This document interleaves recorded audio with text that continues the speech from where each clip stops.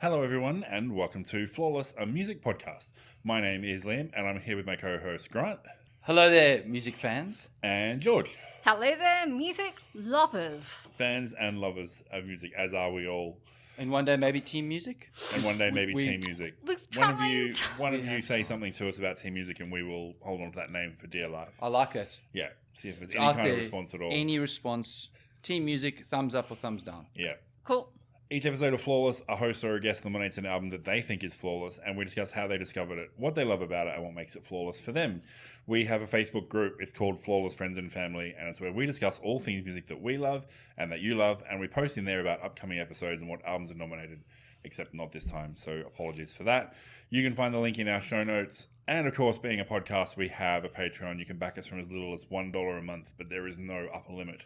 There's a cap on how many people can do it. There is a cap about how Yep. many people. It is 500 million.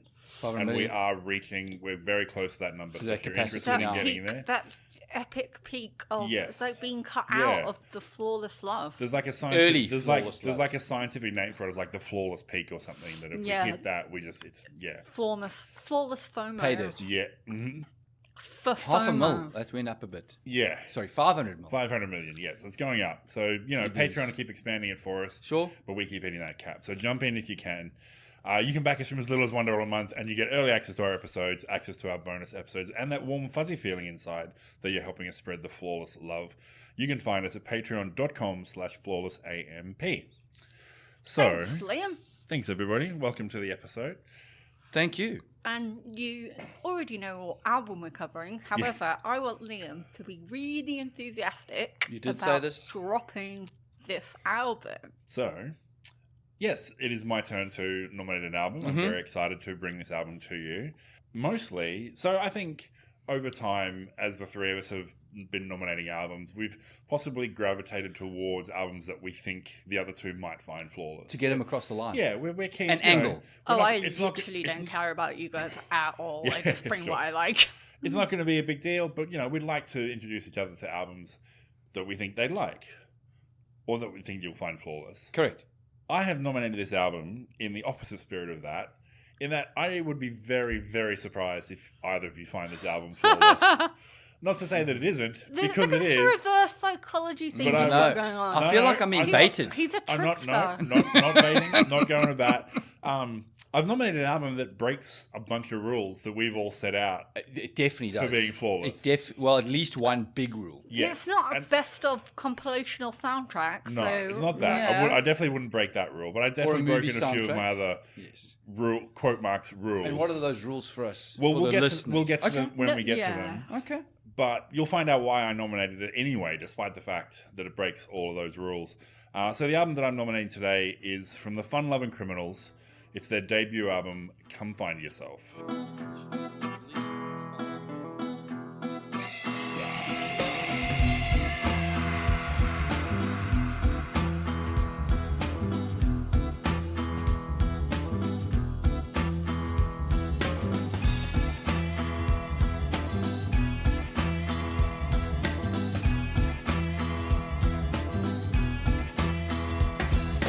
One, two, three, and I come with the redneck style. 'Cause you know I'm getting paid by the mile like Avis. I paid this, gotta save this. Everybody smile and act gracious. Yeah, you did. Nice.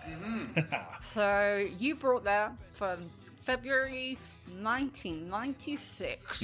What a year. So it But was- you weren't listening to music in February 96, were you? You were listening to like AM radio or something. Yes. Yeah. So, back in 95 and 96, my proper musical evolution began 97 with the discovery of Triple J and the Triple J Hottest 100. And, which I discovered in late 97 from the Hottest 100 of 1996. And then the reason I know this band at all is because Scooby Snacks was on the Triple J soundtrack for the Hottest 100. So the before Pulp compilation- Fiction. No. This was well after Pulp Fiction. I think Pulp Fiction is like 92 or 93 or something. Maybe a bit, a bit later. But I I thought more remember mid. watching it in high school Yes. and not getting it. I'd, And in Fair. I've seen Quentin it since then. Tarantino and me, not friends. So I actually like his films now. Okay. As a person, he can, do whatever. That's fine. That's a whole separate thing. I like his films, and I do like Pulp Fiction now. But Okay. I have a better understanding. I'm not going to say I understand film. I have a better understanding of cinema and what it's trying to do and that sort of thing. But when I was in like 95 and watching it in high school, because I remember we had a bunch of friends over to have like a movie night, and we watched that one, and I kept waiting for, like, I knew it was supposed to be super amazing, and I was like, I kept waiting for that super amazing thing to happen, and it never really did for me when I was in grade 11. I'm with you. Fair So, but that's how I discovered However, this band. They reflected their love of Tarantino in the Scooby Snacks Yes. video. Yes. So these guys, the Fun Lovin' Criminals at the time were Huey Morgan on vocals and guitar, Brian Liza, basically doing lots of other stuff, and then Steve Borgavini on drums and percussion. Yeah. And then they had a few. So Brian did the keyboard, trumpet, harmonica, and anything else. he does. Yeah. So he's like their big multi-instrumentalist. Yeah. And he's called Brian, he's so called he needed to do Brian. something. Yeah. Spectacular, right? Yeah. So these three guys, and the lineup has evolved over time as well, but they love gangster stuff. They're hugely into like the New York gangster, Martin Scorsese, Robert De Niro, Joe Pesci, Goodfellas, Mafia. Pesci and De Niro, who they both name check in this album. Yes. Over the course of the album. They love King of New York. King of New York. The King of New York, Frank Gotti, who we'll talk about later on as one of the Literally songs. an entire song. Yeah, that's it. So, and Literally an you know, entire it's about song. robbing banks, and the opening song is called "The Fun Lovin' Criminal." Yeah. And my friend Rob always said that the album should have been called "The Fun Lovin' Criminals," because then the song could have been "Fun Lovin' Criminal" by the Fun Lovin' Criminals from Fun Lovin' Criminals. But they didn't go down that way. But yeah, the whole point of it is that they love that gangster culture. And we'll talk a bit more about where Huey's background comes from as well. But they also realize how silly it is, the gangster lifestyle. It's just fun to them. Like, it's not about like serious killing and death and robbery and that sort of stuff. Like, it's all just not mucking around, but they take it all really lighthearted, and it's all fun and it's funny. And, you know, and they even talk about that in some of the songs and stuff like that as well. It's like, they're not taking that stuff seriously. And they had, I read an interview where they said, I read so many interviews with them over the last few days, but one of the ones, which I didn't even write down the quote, was like, they arrived and then people started doing more research into them and they found out they weren't actually real gangsters. And they're like, sorry, we're not actually gangsters. We just think gangsters are fun and cool. But in a kind of silly way, not in like we idolize them kind of way, just in this. And so why do you dress like gangsters? Well, you know, we want to dress cool on stage too, because our mums might see us. So it's just like this is the thing, is like they don't take themselves incredibly seriously at all. No, like it's just a good time for them. And so this was how I discovered them. So I heard Scooby Snacks, then I heard Fun Lovin' Criminal on the radio, and that was enough for me to get the album. And yeah, it was one of the first albums that I'd ever bought. So this is a compact disc back in those days. Yes. So you did absolutely. Like back a in like from a 97. HMV or something. So it would have been 97, yeah, like Sanity a Brashes even. or a Sanity or a HMV or something Don't like even that. exist. Yeah, so would have got the CD. And one thing, before we go too far as well, is also that I had to tell you guys to make sure you were listening to the right version of the album. Yes. Yeah. Which I was, and you were too. I Yeah, did. because the regular version of the album ends on Methadonia, which I don't like as an end song. I never even knew that was the last song. Okay. I always knew the album as being all the way through to Coney Island Girl. So there's 2 bonus tracks on the Australian edition. Yeah. I can't get with that, the Schmoove version. There's also an extended version with There is another now, like yes. 5 tracks. Yes. So I had to make a whole new playlist going from the Fun Loving Criminal down to Coney Island Girl Right. as a separate playlist that I could listen to, because otherwise the extended one made me listen to keeps 5 going. more songs. Correct. Yeah, me too. And there's like a 3-disc version available as well. Like they found all their stuff and they put it. They're just like, when they had all this stuff and they're like, when we put the album out, nobody cared, so we didn't do anything with it. And now it's like 20 years later, and people have been clamoring for 20 years saying, we want this stuff, and they're like, okay, we'll put it out there. You say nobody cared. So in the US Billboard chart, this only went to 144. Yes. However, in Scotland, it went to number 5. Yes. And in the UK, it went to 7. Australia, 62. 62. So they weren't loved in the US. Yeah. Yet everyone else heard them and went, Yeah, we'll buy Yeah. this. I think when I say nobody cared, I mean more like if they'd put out a 3-disc version at the time it came out, people would have been like, this is ridiculous. Why are you wankers putting out 3-disc versions? Whereas now they've got 20 years of history with it. And they they're got putting to it out. put it out on EMI Yes. and got a lot of backing and a lot of money to do it. Yes, which they needed because the original version of the album didn't sound anything like this at all. They are huge samplers. So especially Brian, who puts a lot of the music and the structure of the songs and stuff together, he just loves sampling. He just loves all the old school like soul, rock, funk, and hip hop. And he was just getting samples of stuff that he was listening to, and people were playing records for him. He was like, "Oh, I love that," and he'd grab it and he'd just throw it on there. And he just handed EMI this album, which was like 7 or 8 samples per song. Like, even if it just had a bass line, he didn't worry about playing the bass line. He just like, I just love that bass line. Just grab it and put it in. Don't worry about playing it. I'm just going to throw it in there. Yeah. And EMI were like, no, we don't know. You're an unknown. The first album, we can't put out an album that's like, we can't go around and try and clear 7 samples per song for you. Play the freaking parts yourselves, guys. You can play these instruments. Play the instruments. Yes. And then, which is reminiscent of a previous episode when we talked about the Go Team.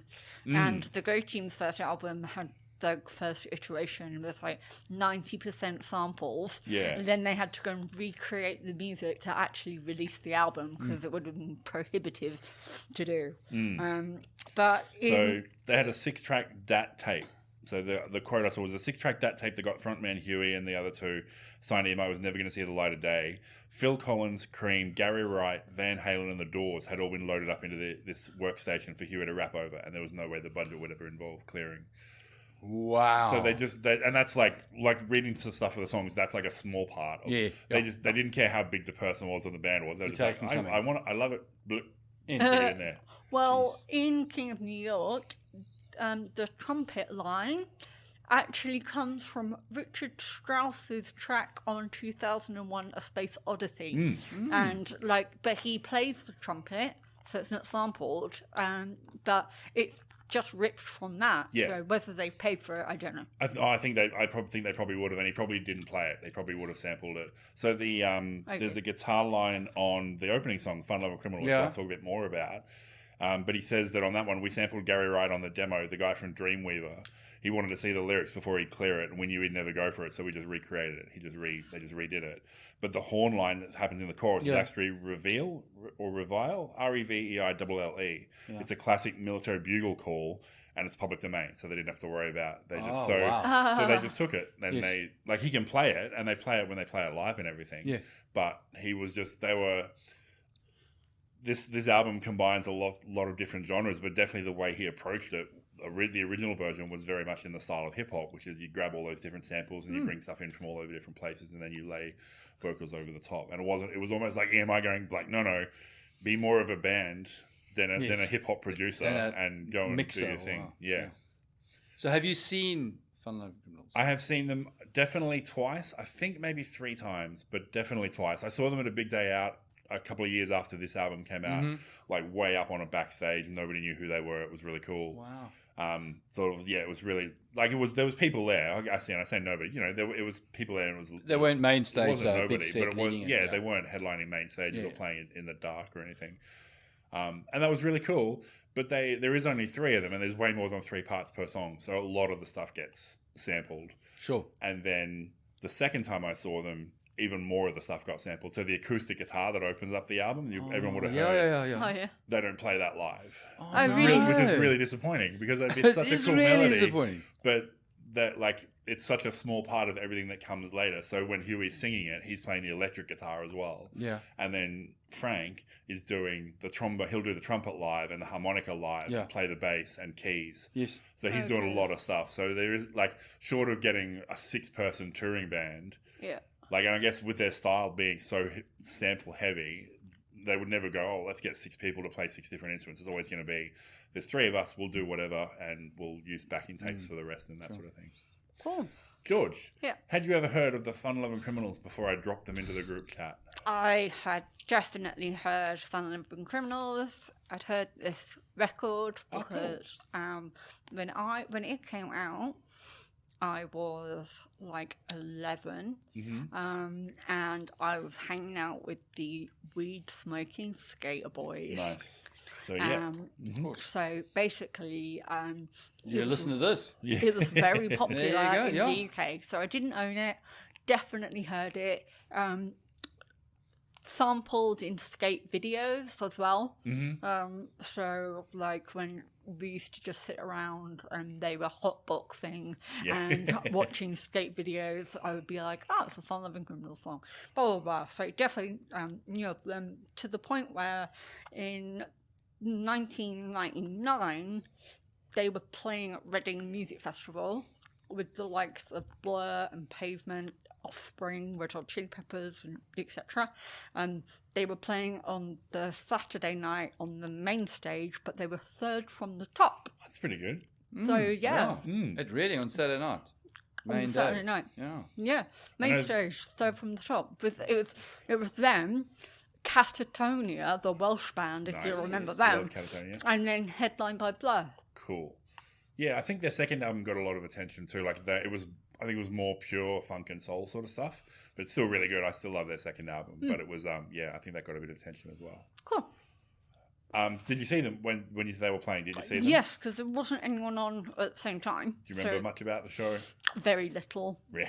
So I remember You were very 11. little. Or what, 14 or whatever I was it was. Yeah, 14 something like that. and I was obviously drunk by that point. Yeah. And my main purpose for being at Reading was to see Blur. So it was all about Blur. So I was mainly in the crowd so I could wheedle my way through. Try hard not to listen to Catatonia. Don't like Catatonia? No, I don't. Okay. But they were on before Blur, and I had to get to the front because I was going to marry Damon Albarn. Of course. So, in order for him to know he was marrying me, Had to see you first he had to see me in the front row. in the front row. So yeah, so I got completely smooshed. And yeah, so I definitely saw them that I don't worry about anything. Cool. I will just quickly say as well, unfortunate that it hasn't happened yet. Still could happen. You've still got opportunity to marry Damon Albarn. But also, if he had seen a 14-year-old front row and gone, that's the girl I'm going to marry, I would have a little less respect for Damon Albarn. Well, yeah, I don't like musicians who see 14-year-olds and go, yeah, Yeah, but that's going to be more. I'm in there. I did not get ID'd once at that festival, for the record. So people definitely thought I was over 21. Nice. There you go. And all my friends were over 21, so it was totally fine. Anyway. Grant. Yes. Had you heard of the Fun Lovin' Criminals? Potentially just Scooby Snacks, maybe? No, I was thinking- I'd probably heard the album before, but certainly nice. not paid attention to it. Scooby Snacks, of course, Fun Lovin' Criminals opening track, very familiar. Nice. So yeah, it Wow, was. I thought I might be catching you guys by surprise. No, with this no, one. no. I'd certainly heard. I don't know if I'd listened to the whole album through, but I finished school. This is my last year at school, and so I feel like this was first year university, 97, 98. Yep. 99. Someone's got it in its background music, and people might be smoking bongs or hotboxing things just randomly. So yes, I had heard a lot of the songs, and certainly Scooby Snacks and Fun Lovin' Criminals itself, Yeah, it was which would have been familiar. good. I think go back to Fun Lovin' Criminals by the Fun Lovin' Criminals on the On Fun album. Lovin' It Criminals. would have been good. That would have been very cool. Do you know what Huey's doing now, George? I thought I'll ask you because he's in the UK. No, well, I'm not in the UK, No, Liam. but he's been in the UK. He's been in the UK for 10 years. And I've been in Australia for 9. Right. Okay. So we had a 1-year crossover. 1 year crossover. Yeah. And I think it's 10 years. I might be making that up. I but- didn't meet him. Wasn't sure what to look for. 'Cause Yeah, sure. The last time I knew what Huey looked like was in the Scooby Snacks video. Yeah. So Doesn't look like that anymore. Sure. So he's got a radio show on BBC Oh really? where he plays old school funk, soul, and hip hop stuff every Yay! week from like 9 till 12 on a Saturday. And there was a thing of a like they had a description of his process. So he sits down on Monday and writes down like in a notebook. He like hand writes out the songs he wants to do, and then he goes down. He's got a studio in his basement, so he goes down and he records all his interludes for it, and then cuts it all together and sends it to the BBC because the BBC have to make sure he doesn't swear because he wants to swear all the time and he's just like can't swear.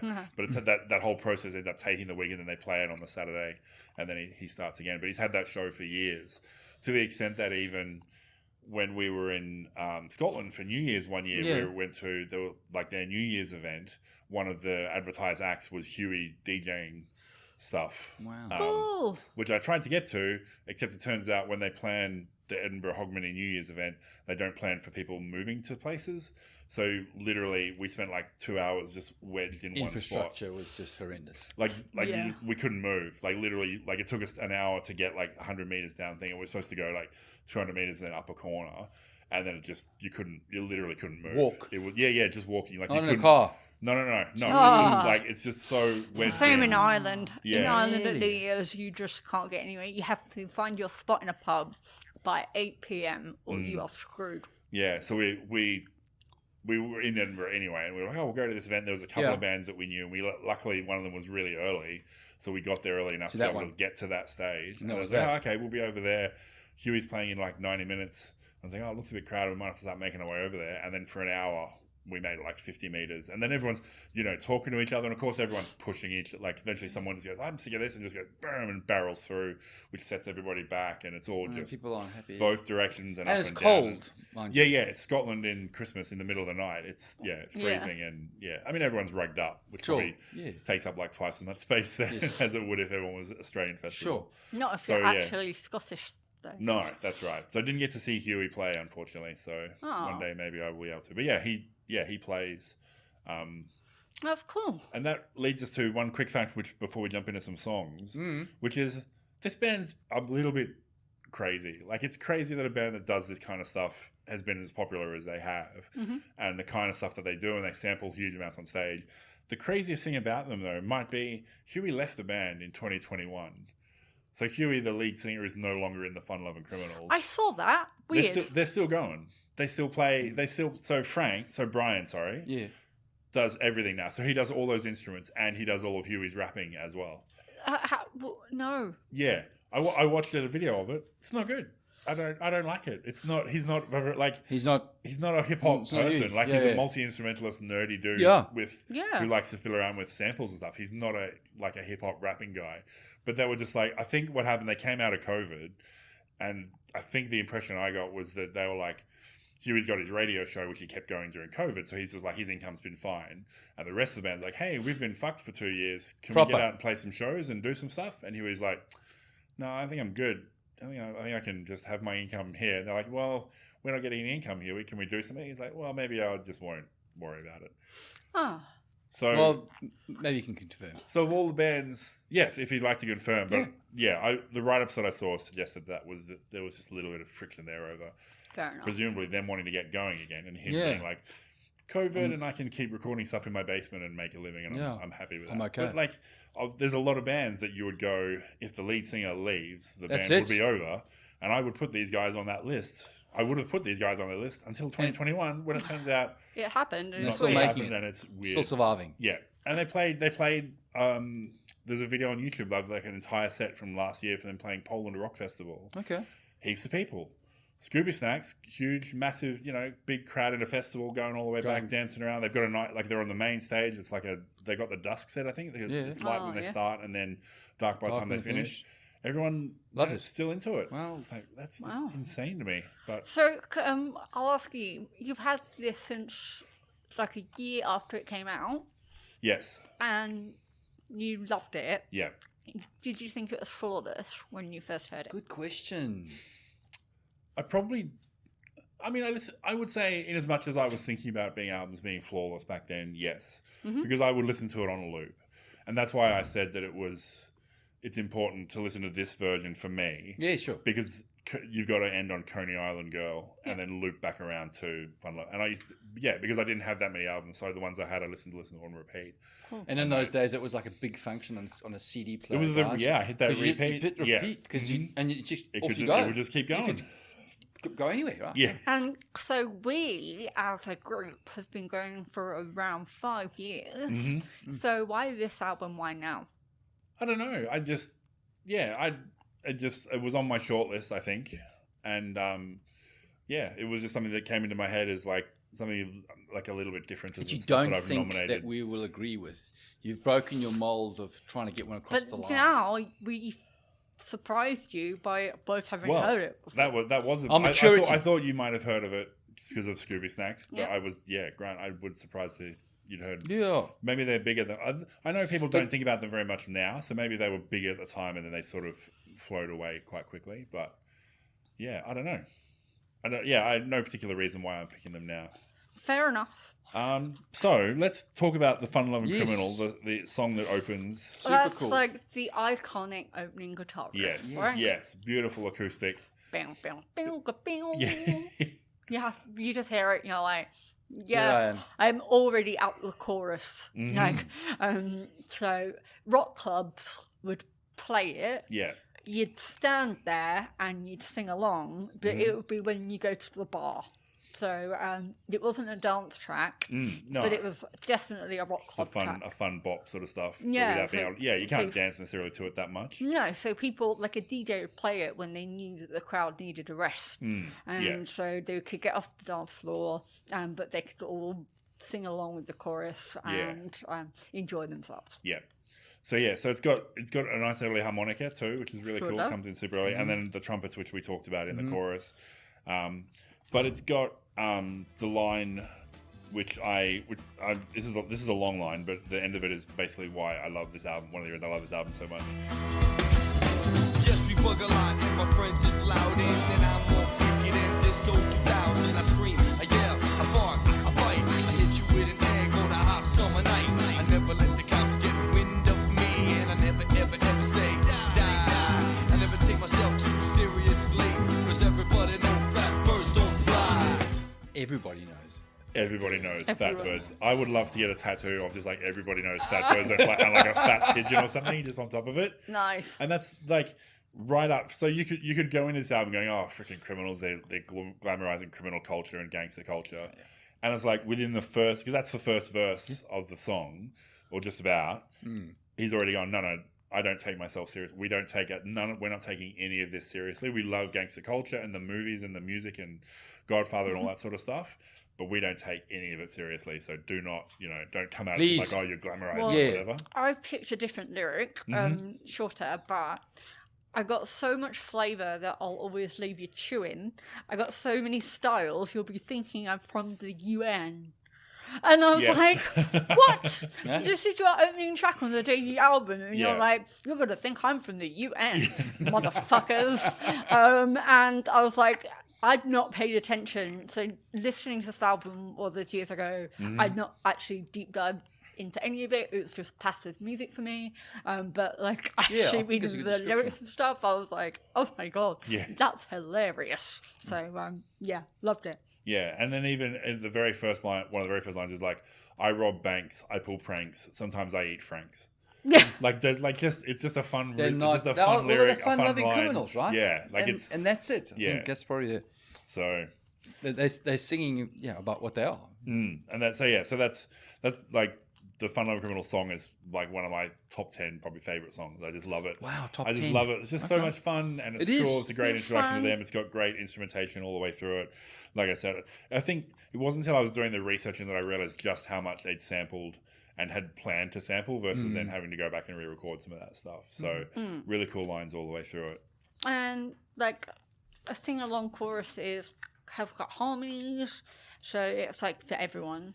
Yeah, and they played the harmonica and the trumpet live, which is really cool to see that bit at least. Sweet. Which is always good value. Love a good harmonica. So And it's littered throughout. He does a lot of harmonica. So yeah, Brian is the only actually original member left in the band now. So with Huey gone, so where's Steve then? So Steve left the band in 1999, and then Frank Benbini has been doing drums and backing vocals since 2003. So he picked up, I think they might have been on a break then, and he picked up when they started again. And then since Huey left, they've got a new guy named Cortazzi who plays the guitar. So he plays all of Huey's guitar parts. And has a bit more of the flashy guitar style than Huey. Like Huey, because he was always singing as well, his guitar stuff was quite straightforward. Whereas this guy's got a bit more flashy guitar, but that's all in quote marks that he does. He's not doing the lyrics as well. So yeah, and we talked about their love of culture as well. The gangster culture also goes through to their videos. So all of their videos are like inspired by Martin Scorsese. They've got one where they do robbing banks. It's based on like Heat, the movie Heat. Oh, yeah, I which is remember like that. Robert De Niro. Yes. And Al Pacino. Al Pacino. And Val Kilmer. Yeah. Really, really awesome you know the movie? So I've watched it. Like usual. It's a huge scene, right? Yeah. Like 20 minutes worth of. Usual suspects, gangster sort of stuff in that, like getting arrested and put in the lineup by the cops and that sort of thing. So yeah, they just love. But it's the same thing when you do it, it's almost like they're really satirizing as well as paying homage to that sort of stuff. Like they're mucking around. I don't think doing it's it in a joking disrespectful. way. It's not.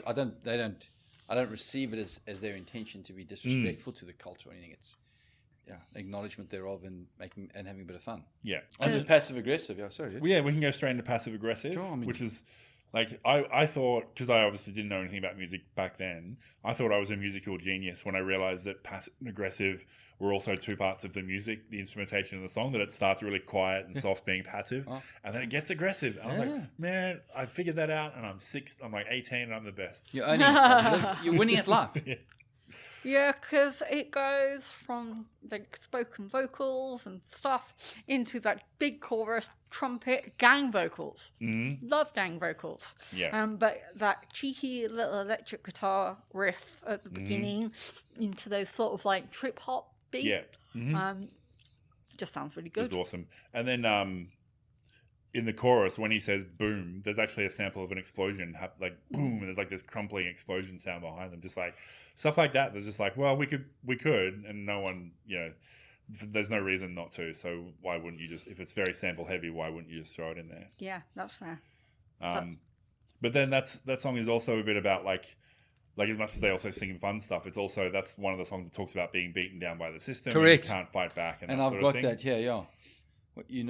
You can't boom with a bullshit system. Yeah. And you can't fix a man when he's broke. Mm-hmm. And then it goes. So I've got the rest of it. Yeah. But my favorite lyric in that one, which is another one which I think is talking about like their style, is where he goes, It's the fun-loving criminals out to represent. I know it's tough being hard and politically correct. The runs through stunts is what you won't say. How the FLC with the mucho grande style. So just like, I know it's tough being hard and politically correct, but not being like, so I'm not going to be politically correct. It's like, no, I'm still going to be, politically correct. correct. I'm still going to, take people's feelings into account and say nice things and not hate people for no reason. But I know that it's tough trying to represent and be hard and also do that stuff, which I think is really cool. And they're representing the little guys, the hard grafting criminals out there that are doing things like graffiti. Yes, as they are bombing the L. Bombing the L train. Oh, man. That Bombing was the L. literally opening with the sample of them shaking a graffiti can. Yeah.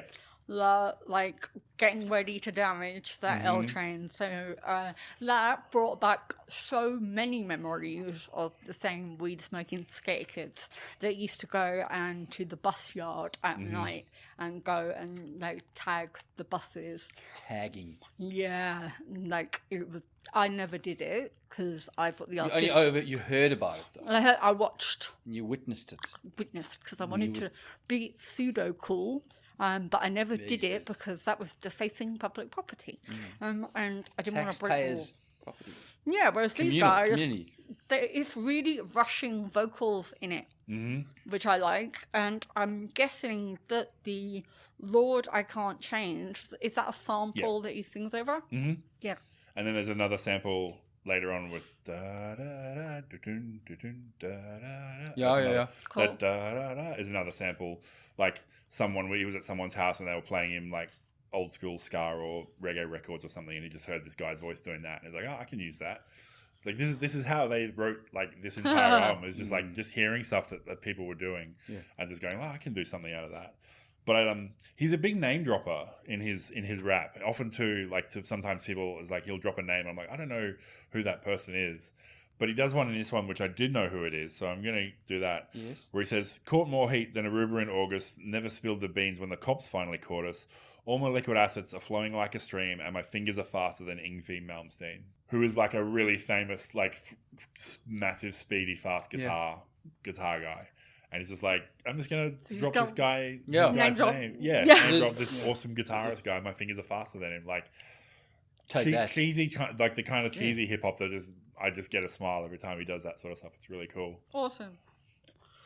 And we just skipped over Grave and the Constant and Scooby Snacks, aren't we? Yeah, and Smoke 'em, guys. Yes. 3 Chords to Glory, right? So, Oh, yeah.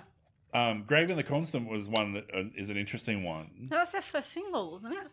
Was it? Yes, Single, that was yes, the first. correct. That was the first single. I've got Yeah, your which single, is so, yeah. so weird. Right? That's not a first. Yeah, it's so not a Like first single. Scooby Snacks, I Yes. always thought it was their first single. That's the Yeah. thing Oh, that so makes me think of them. Mm-hmm.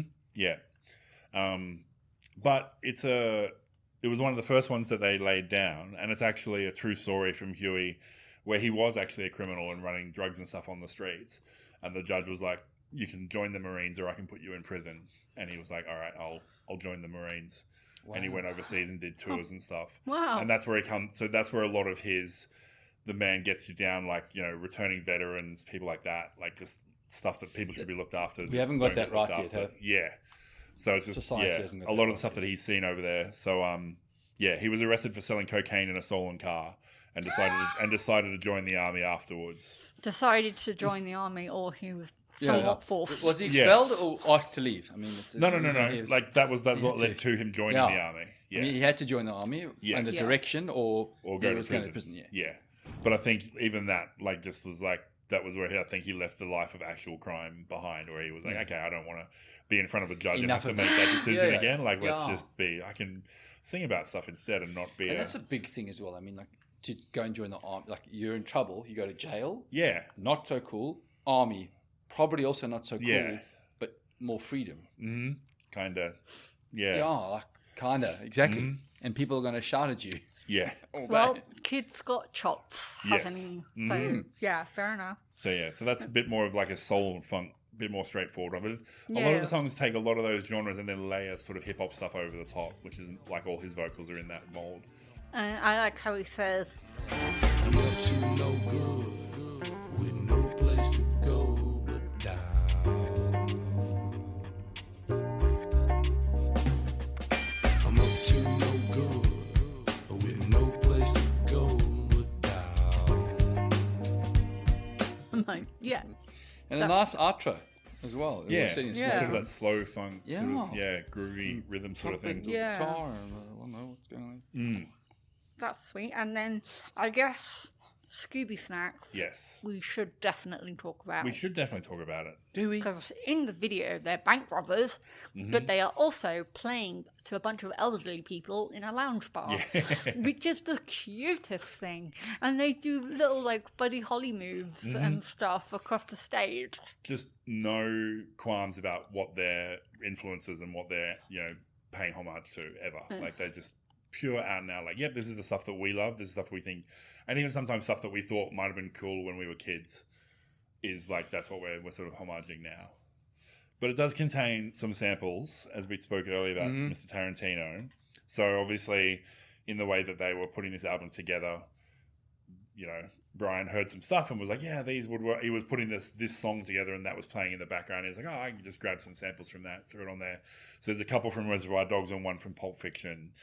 And then they were like, Brian was like, Quentin Tarantino takes the things that he loves from the past and molds them into new things.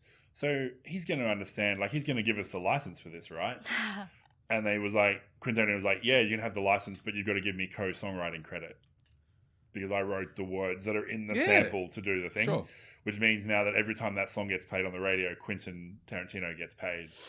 That's funny. So the band weren't super. They were, I think they were kind of hoping Quentin might be a bit cool. Like, yeah, you can have it just because, just for nothing. Yeah. But he was like, no, you can have it, but you've got to give me the songwriting credit as well.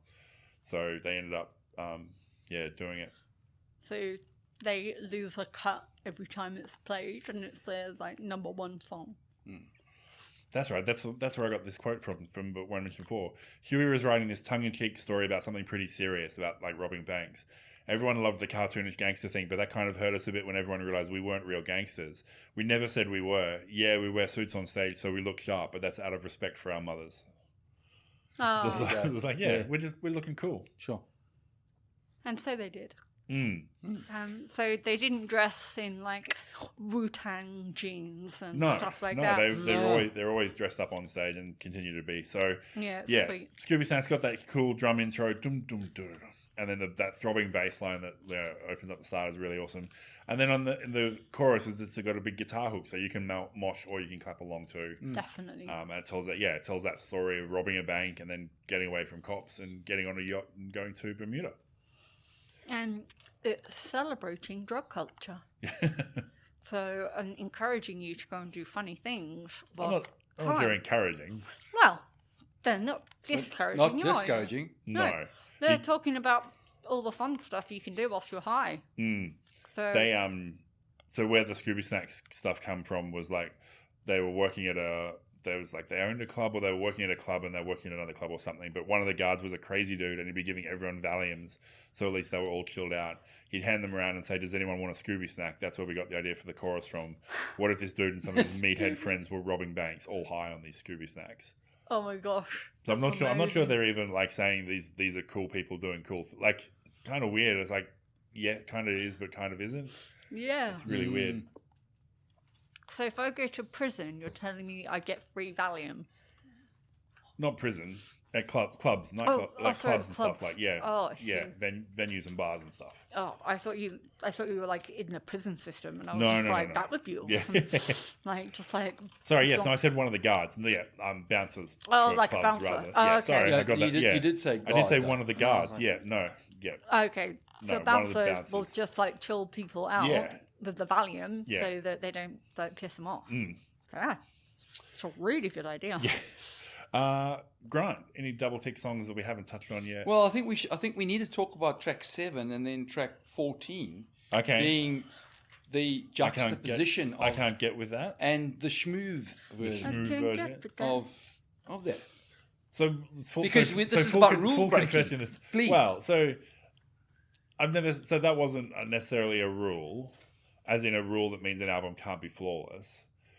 I just most times, actually, every time that's come up in the past, it's run something bad for me. But like again, I'm sort of nominating this as being flawless from when I was listening to it, and when I was listening to it, I didn't care that it had those that had those sorts of things on it. So it's and these days I still love listening to both versions when I'm listening to the album all the way through. So for first-time listeners, if that is even possible, one of the unwritten rules or pseudo rules that we've had, or certainly Liam struggled with, has been a Repeat of one's own track Yes. upon an album. And certainly I felt the same way in relation to an earlier episode with Alanis Morissette. I think you might have been the same. Yeah, exactly. And yet here we are. So the first version. So for me, I'm just saying it does it. This is your despite that for me. exception. Yes. For you. So for track 7 version, which you'll get to first, listeners, this is the one that's like a bit more of like the whole Jurassic 5 style, sitting on the step, chilled, effects on guitars and keys, I think. Yeah. There's a guitar solo, it's actually good, so you're like, awesome. Santana-ish is actually what I Yeah. Big guitar solo at the end. Yeah. And so it actually fits in well, and the solo continues all the way through to the outro fade. So that's really cool. So that's like going, I'm quite accomplished, but I don't need to do it all the time. Yes. Yes, exactly. Good. I like that. Here we are. It opens with a really retro sounding sample. Old school. Yes, that comes from a porno tape called Same Time Every Year. And if you listen to the beginning of the tape, it's like a sex scene recorded outside. So they just... Okay. Yeah, it's like an old, vintage, and obviously the equipment wasn't so great. So that's why you can sort of hear that layered... You know, you can hear a bit of fuzz over the top of it, that sort of thing. Like, because the audio equipment for recording it wasn't... When they recorded the original, wasn't cool. Yeah. All right. So it does have cool lyrics in it. I thought I fought for what was right, but in the end, my friend, 2020 is hindsight. And I thought, yeah, I've been there. You think you're on the right and side. not the right. And it's not talking about the year 2020 either. No. No, 2020 vision. Yeah. Which I think some of that stuff comes from his time in the military, would have been as well. As like he probably thought military was going to be a cool time, and then it turned out it wasn't so great. And in a later track, he calls out 2020 hindsight again, like it's a thing. So in 2 different tracks, he talks about it. But yeah. So that's another one where he's talking about people as well, like being controlled by the government, that sort of stuff. So he talks about they divert the issues to misuse the people's. Yeah. How are we gonna vote them out when the wingtips got it locked up? So basically, elections don't matter because you're picking between 2 people who are doing the same thing. the same kind of business people and wingtip shoes and that sort of stuff. So Then same song, track 14. same song, second verse. But different style, so you don't know at first. Like, if you haven't recognised the track title, Yeah. there's like speaking in the studio, really long intro, twiddling, and trumpet comes in at 1 minute, and guitar effects are there and they're all wobbly, and then you're like, hold on a second, I've heard this one before. Yeah. So, Leah, Yes. It's just super slow jazz blues hall version. Like you can see Yes. yourself sitting in a dark lounge the drinking a smooth version. Smooth And then horn, Coney Island Girl, which was the last song on one of the bonus editions of one of the other albums, there's a Coney Island Girl schmoove version. Okay. So they take that from a 1 minute 26 rocker into like a 5 minute slow jazz, just really cool slow burn stuff. It's really awesome. So I think the schmoove version is their label for when they just like, we're just going to blues it up, jazz it up. Yeah. Are any of them Spanish or Latino?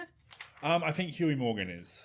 Because, like, Spanish guitar... Bookended that Coney Island Girl song, wasn't it? Yeah, it's like Spanish Oh, guitar. yeah, the and flamenco there sort was of stuff, the yeah. Arriba! Open Yeah. and close And then with that one. the drummer on the album was Steve Borgavini. Oh, so he's probably Italian more than Latino.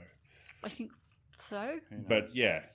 But there was just Spanish influences Yes. across the album, and Which I think also puts in mind of like Quentin Tarantino, Robert Rodriguez, Yeah, and his for working sure. partnership and that sort of stuff. Like a lot of Quentin Tarantino stuff has that flamenco Latino influence on it as well, which is, can be very cool. Yep, that's cool. In Come Find Yourself, slow and sultry. Yep. Feels like trying to empower yourself for others in some way. Like that was kind of like what I was, and I wasn't expecting it. There was a cerebral line, so I must have guessed from the UN thing in track 1. Yeah. But he said he like references not being relating to Kerouac, the writer, and going with Dostoevsky Got that one. instead. Nice. Yeah. Name drop, a little. Yeah, little name drop, but little Dostoevsky. intellectual Of name course, drop. of Not a course. gangster name drop, little No, intellectual name drop. wow. Like that's a. So that was written by Steve Borgavini. He wrote that and Bear Hug, which we'll talk about in a second. So he wrote that song. He was involved in Brian's techno group Moses on Acid, and all the original demos for this album mixed to the DAT tapes. Steve-O has those, and when they kicked him out of the band, they did the wrong thing. Instead of going, hey, Steve, can we have those DAT tapes and then kick him out of the band? They kicked him out of the band and then said, now can we have those DAT tapes that we recorded all the sample stuff? And Steve, Grant's just flipped me the bird, or flipped the bird slightly to the side of me. Yeah. And that is what Steve said to those. He said, fuck you, you ain't never getting those DATs. Fair enough. And the drum performance is really front and center on that song. Like, it's like the bongos and the drums really lead it. I love the trumpet in this one because it's like you're walking down an alleyway late at night and the trumpet's like being played in some building like up there. Like it's almost like it's not in the studio with the rest of them. It's kind of like up in this distance and you can hear it, but it's not like being played to you. It's kind of just like setting an atmosphere across the whole thing, which I really love. That's cool. And then, Bear Hug. Gang We've got the vocals. crazy crew. We've got the crazy crew. Big kiss. This is them stepping up, showing you what they And got. it's throaty. Like, hey? Huey was sick that day. He came in Well, with there we that go. that voice and was like, Yes. I can't fucking record and listen to my voice. Yeah. And they were all like, okay, so I guess we do Bear Hug. And he was like, fuck yeah. So Wow. you listen. Okay. This is like, Well, that makes more sense. We've been sick before, and we've had to call off the podcast because we've had raspy voices and stuff. And it turns out I should have just gone, no, fucking, No. we're going to do it. Let's Can do dance. it anyway. It becomes part of our history. Yeah. Got a great lyric in it though. Know the man, know the game. Don't be ashamed of whence you came. That's me. I'd rather have money than fame. Yeah, nice. So that's that little bridging lyric through to Yeah. the final chorus. But then this is another fun lyric. So this is a song about how people like they own their neighborhood, and if people try to come at them in their neighborhood, they'll be like, "No, this is our, we're Yeah. the boys. This is our neighborhood. You can play them games, but don't play them in my park. I'll spill a wild bill before you get out your town car, ranting and raving, claiming you're armed. I'll do the hit myself and then eat a chicken palm." Just Yeah. like, I won't stress about it all. I'm just going to go over to the bar afterwards and just eat a chicken palmy. Quite a few times where he's going to do something nefarious and then finish it with food. Yeah. Well, look, you could be hungrier Yeah, after hungry that sort of business. excitement. Yeah. No, that's fine. We're running short of time here. We've are. been going for a while. Did anyone have any last thoughts before I give my final pitch? So, Smoke 'em. That sweet, Smoke 'em slow if you got 'em. acoustic strumming or whatever. Sounds romantic, but is it really? Yeah. But there's just a line in it that I just thought was just fun, which is, I see me and my Les Paul is out, drop the science, pocket full of blunts and a full carry license. and I'm just like listening to that, just going, I like that so much. You've got a guitar, drugs, and guns. Yeah. And like these are the items you've chosen to leave your apartment with today and write a song about. Like that just made me laugh. So yeah, that's what I enjoyed in Smoke 'em. And that jazzy bit in the outro. Yeah. Yeah, Yeah, really super fun. cool. So that's what I have to say. Sorry. Awesome. Grant, anything else you want to hit on before I do my final pitch? Double tick for We Have All the Time in the World. Yeah, nice. A Really liked it. Hal David song. So that was one where EMI told them they had to put a cover on the album. Yeah. And they were like, fuck you, record label. We don't do what you tell, you can't tell us what to do. And then they heard, because it's a James Bond song, and and they were like, oh, actually, we really like this song. We think we could do a cool version of it. Can we do that? And they're like, yeah, okay. So they did that. So they were forced to do a cover. Yes. And stick it on the album. And this is, sorry, another one of your rules, yes. Yes. Well, no, I don't. I'm not against covers. It's covers where it's too far away from what the style of the actual band the whole is, album, which I don't think this one is. So it was a James Bond theme, and it was originally sung by Louis Armstrong. Wow. It was the secondary musical theme from On Her Majesty's Secret Service. Okay. So it wasn't the lead song of that? No, Normally it was, have no. yeah. So it would have been like the second song. Sure. Imagine taking a Louis Armstrong song and going, very we'll brave, put eh? you second. Well, or even like on Yeah. the James Bond album, Yeah, who correct. goes, I'm like, we don't whoa. want this one. We'll have this No, Louis. instrument. No, thanks, Louis. Number two, Louis. Number two. Jeez, you runner up. Yeah. Wow. Well, I think it's time for Grant and I to pass over to Liam Yes. for his final pitch on Fun-Loving Criminals. So yeah, like we've discussed, it does break a few of the things that I won't call them rules, but the things that I've used in the past to disqualify albums from being flawless, which I think just goes to prove that you can do those things, and if you find the right way to do them, then I'll still think something is flawless. But also, I can't really tell because this is an album that I've loved and thought was amazing and listened to all the way through from when I was really young, and I wasn't young in quote marks 18. Like if I had listened to it for the first time today, would I think those things were disqualifying? Maybe. But that's why it was important to have those two on the end, because I don't think Methadonia is, like, when I was looking at it going, oh, okay, so the album itself normally ends on Methadonia, I could nominate it up to that, but that's not the one I loved. That's not the one I listened to growing up when I fell in love with the album. And I don't think Methadonia is a super strong ending. I think you need a Coney Island Girl style banger puncher to finish off the album. So yeah, it's this beautiful smashing together of styles, stuff that really shouldn't work. So it's like rock, funk, soul, jazz, blues, and then they wind hip hop as a sort of a layer all over the top of it. It's meaningful and personal, but also fun and very funny. Like I said, line, never take myself too seriously. Fat birds don't fly is just that perfect motto. It's irreverent without being super snarky. It doesn't try to make you think that it's cool. It's just going to be, here I am, and that kind of makes it cool. It pokes fun at power and is generally all around a good time, which is why I think Come Find Yourself by the Fun-Loving Criminals is flawless. Awesome. George, Hello. final thoughts and a thumbs up or a thumbs down? Okay, so when you nominated it, I just kind of thought to myself, oh my god, this is such a Liam thing to nominate. Did you? I really did. I think I thought about... it was outside my wheelhouse. No, I would have thought it was a bit outside I was as well. thinking era-wise. Fair. Yeah. That's it. Mid-90s. Yeah. Late 90s. Yeah, and I was Totally. thinking about like the saturation effect of some of Fun-Loving Criminals at the time. I was like, yeah, okay, this makes sense that Liam would nominate this. And also, I wondered like what it was about it that you liked, because it's not something for Kate. So, It definitely is not. Have we gone? I'd be interested to know have we gone a whole how many episodes would not reference something for Kate? There's been a while. I wasn't I- gonna. it wasn't you. I wasn't That wasn't- gonna. I would not have. There's no reason. It's just a thing. So I put it on going, this is going to be fun to reminisce to. Because, like, Yeah. great memories of being a teenager and hanging out with the cool kids and, like, listening to this record and stuff. So that was Tagging great. things, maybe. Yeah. And it stood up, like, to way more than I expected when I started actually getting into it, into some of the more poignant lyrics, the tongue-in-cheek, the politics, the relationships, and living up to their name of being fun-loving criminals. And, like, the way they've, like, position themselves, name themselves. Everything is built around this perfect brand, and including their music videos. Yeah. So I think they've done a cracking job of doing that. I didn't actually carry on listening to their stuff. I just remember listening to this in other people's places, and I didn't own it. So I didn't love We Have All the Time in the World. Okay. I don't know if it's because I'm like a jazzy person, but I can see that if EMI forced them to do it, they had to do it.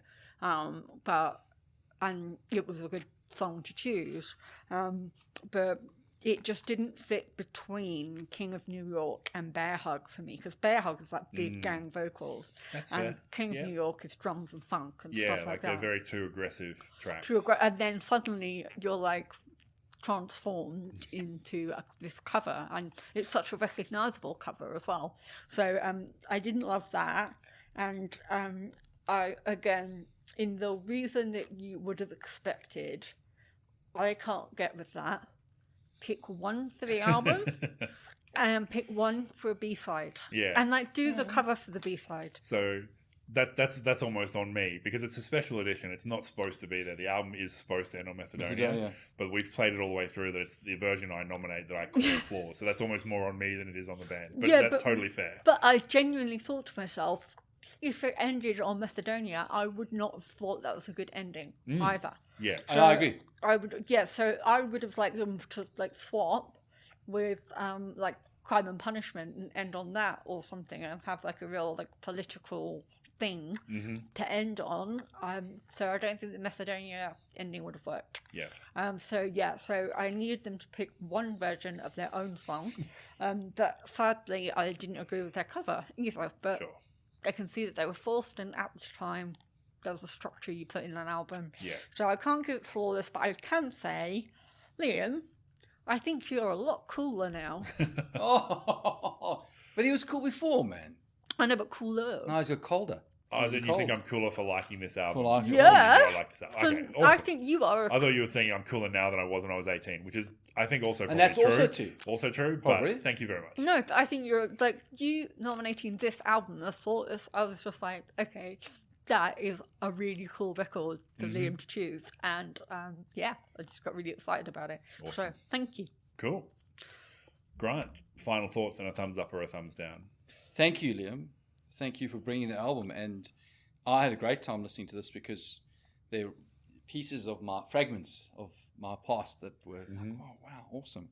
And I struggled with, at the time, mind you, Bear Hug, which I know Okay. you've told me about. His throat was raspy. Yeah. I'm like, but then it grew on me, and I actually didn't mind. I've got double ticks for Kings of New York through to all the time in the world, and enjoyed Bear Hug.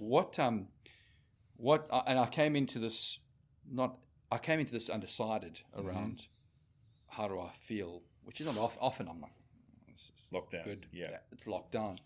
And the reason I came in undecided was because of Coney Island Girl and how we've gone from method. I don't mind. I think it's great.